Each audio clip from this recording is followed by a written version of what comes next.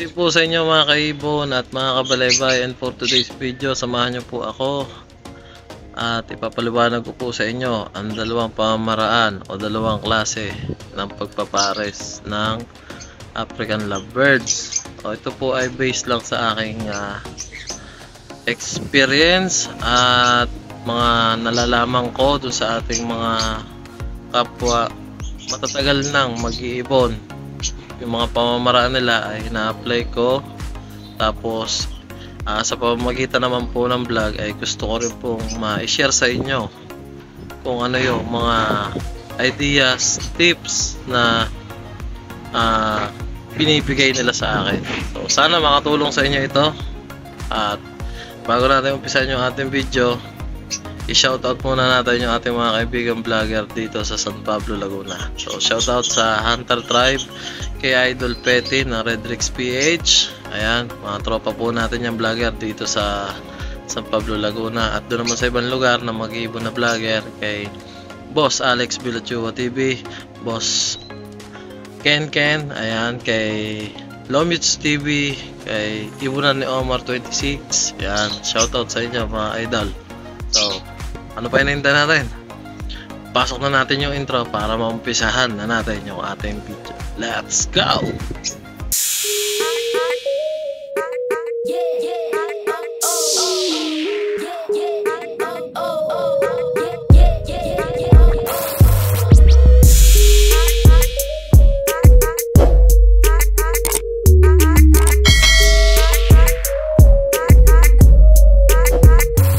At ayun nga po mga kabalaybay, mga kaibon, nandito na tayo sa ating ibunan.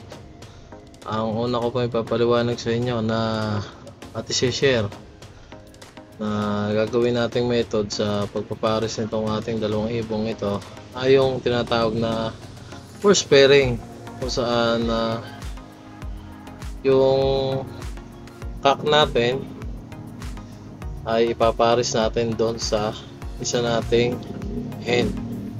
Ayan po. So silang dalawa ay galing sa magkaibang parisan. So itong cock na ito, yung nakikita nyo pong yan, ay may ibang kapares dati. At ito namang isang ito ay yung ating hen ay may kapares din dating ibang ibon. So ang history po na itong ating hen na ito ay yung kanyang kapares dati ay binalik natin to sa ating kaibigang breeder dahil may project siya. So nung naibalik na natin, natagalan na wala siya ngayong kapares. So nakakuha tayo ngayon naman na itong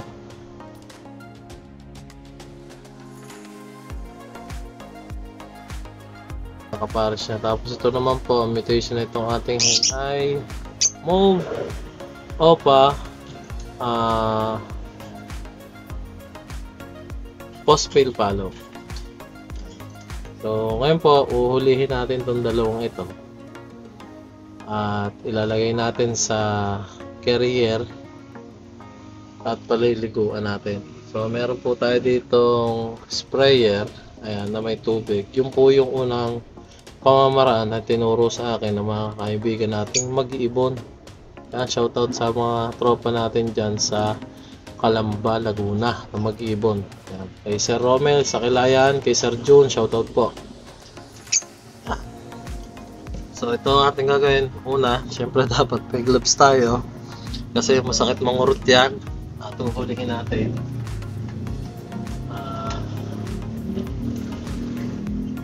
Ito naman yung ating paglalagyan. Ito natin sila ilalagay dalawa.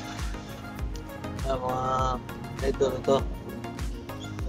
Dito natin sila lalagay tapos paliliguan natin. Saktong-sakto po kasi ngayon umaga,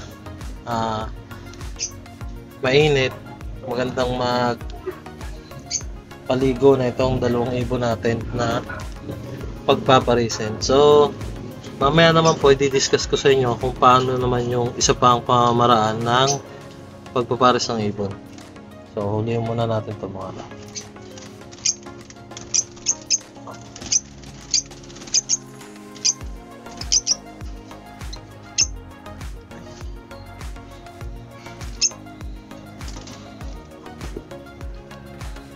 Ayan, nahuli na natin yung ating cock. Sunod naman natin yung hen.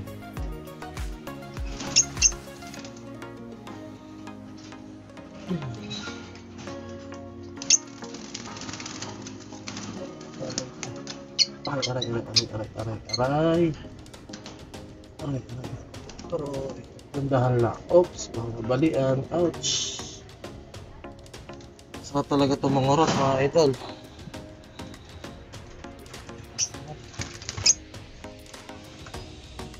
Ito na po yung ating pagpaparisin, ano?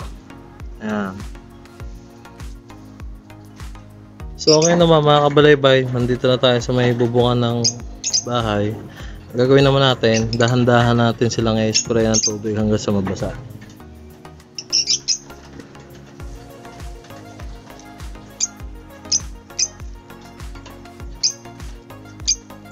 Dahan-dahan lang po ang pag-i-spray. Ito po, i-spray na natin.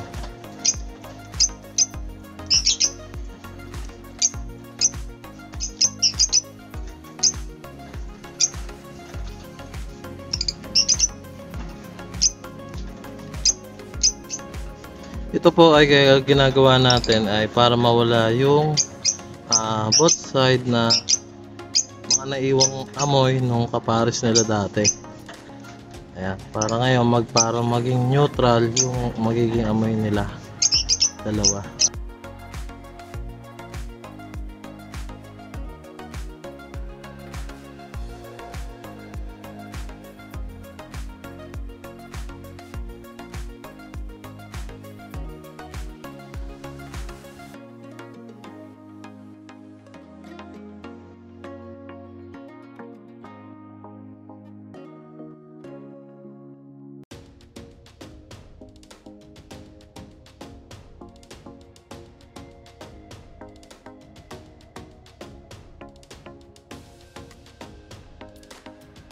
At ayan mga kaibon, mga balaybay, pagka nakita nyo ng basa na yung ibon ay ngayon nahayaan naman natin na magpatuyo sila dyan.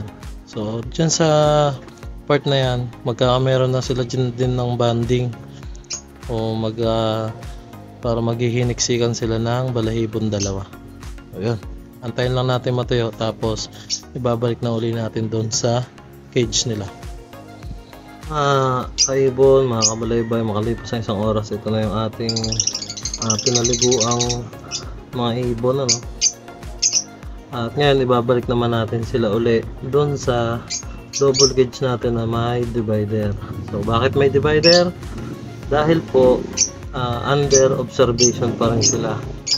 Kung sila ay makikita nyo magdidikit na at yung parang feeling close na talaga silang dalawa, ay pwede nyo nang tanggalin yung divider ng yung double cage at mag-monitor pa rin kayo.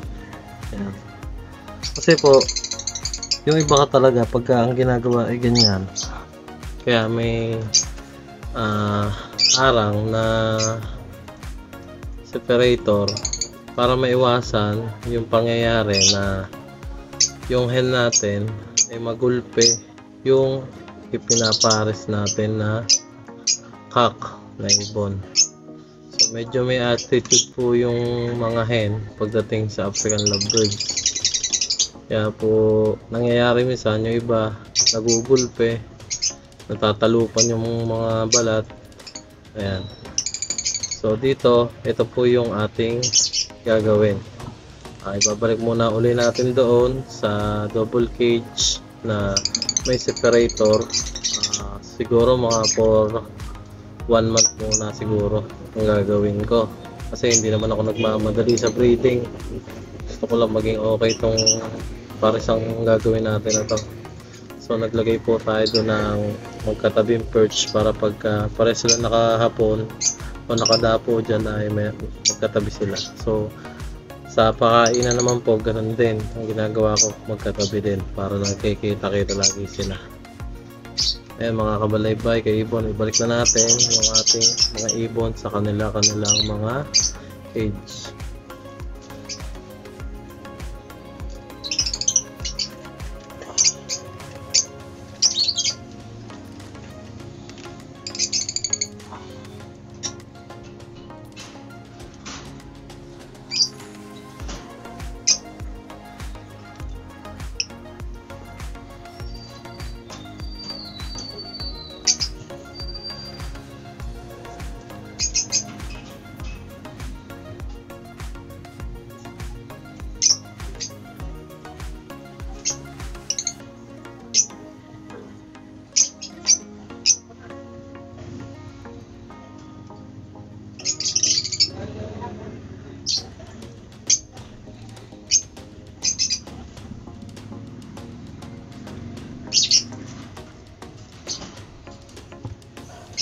Ito naman isa dito. Yan. Medyo ano lang pagka manghuhuli tayo kasi wala tayong yun talagang panghuli. Nanuno ka kasi yung mga yan. At ano ka. So yan. Mga kabalaybay, ganyan muna ang mangyayari sa kanila dito sa ating double cage. Separate pa rin. Titignan natin kung may improvement. Ganyan po talaga sa pagpapares ng ibon, sa pag-iibon, tiyagaan bago natin mapa-pair yung ating ibon. So meron din naman pong nangyayari o dito napapasok yung tinatawag natin na natural pairing, no? So si natural pairing naman po ay hindi na natin kailangan gawin itong mga bagay na ginagawa natin ngayon. So kung sa flight cage po makikita nyo doon nagtatabi yung dalawang ibon sa mga hapunan. Ayun po yung tinatawag na natural pairing. Ang tawag ng iba na breeder ay banded pair. So yun po, pagka ganun ang ibon ay madali natin sila mapapag-breed. So, hindi na nga tayo dadaan dito sa tinatawag natin na force pairing ng ibon. Ayan mga kabalaybay. Doon po naman sa mga datira mag-ibon, kung ako po ay may kulang na sinabi dito o mali ay pakitama na lang po ako, no? Kasi baguhan lang din po ako sa pag-ibon at aking sineshare lang po ay yung aking mga experience at may tinuturo ng ibang mag-iibon sa akin. Sa natural pairing naman po mga kaibon, mga idol, mga kabalaybay, ay may nangyayari din naman na nagbaband ay dalawang hen. May nangyayari po talaga nyan. Yung pag nandun ka na sa breeding, napaitlog mo na sila, magtataka ka bakit hindi nakakapisa tapos ang dami ng itlog. Yun po, nangyayari po talaga yun ay dalawa silang hen, parehas hen. Pagka naman po ganito, mas maganda rin po ay recommend sa inyo kung yung mga ibon nyo ay may mga karga-karga, much better para hindi rin kayo mahirapan ay ipa-DNA nyo para malaman nyo kung sino yung babae at lalaki doon sa inyong mga ibon. At yun, dito sa ating parisan na ito ay observation for 1 month. So pag naka 1 month na, titignan ko tsaka ako tatanggalin itong divider ng double cage kung sila magtatabi na talagang dalawa. So kasi baka mamaya babagin na itong hen yung ating kak, mahirap na. So, yung mga ginawa po natin kanina ay yung mga procedure pwede makatulong sa inyo sa pagpapares ng ibon. At mga kabalaybay, sana may natutunan kayo o may na-share po ako sa inyo na idea, tips dito sa force pairing ng ating alagang ibon o pagpapares ng ating ibon. Dito ko na lang po tinatapos yung ating vlog for today. Don't forget to like and subscribe. Misty Sumangyan. Peace!